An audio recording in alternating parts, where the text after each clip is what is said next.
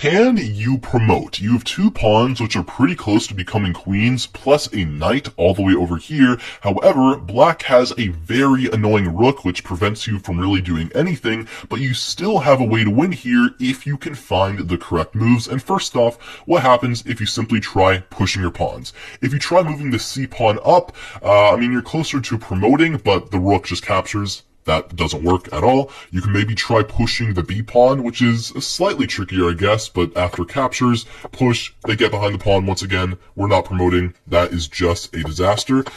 So we know the pawns don't work. What if we try playing a king move? Well, this just doesn't really do anything.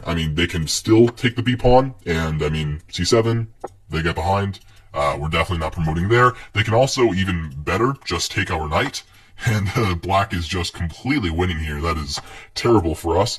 But on the bright side, we have narrowed down our options. We know it must be a knight move, and there's only 3 moves that we can play with our knight, so let's just go through those. First off, knight c3 is definitely the worst. It defends the b pawn, which is nice, I guess, but however, that's a free knight. They capture.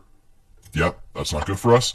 However, knight b4 is a lot more interesting. What happens here is after black captures, first off, we can't prevent them from stopping the pawn. If we try going back to knight d3, they can just play rook b6 and then get behind the pawn anyways. But there is a very interesting line here in that here, even though our knight is under attack, we can try just not moving our knight. What if we just push the pawn anyways? Well, here, black can still get behind the pawn, but they're in a very important position, as in their king and their rook are a knight's fork distance away. What do I mean? If our knight was on b3, we could easily fork them, pick up the rook, and then go ahead and promote. And that is exactly what we can do with the move knight c1, because after captures, push pawn up to c7, and rook to c5, now knight b3.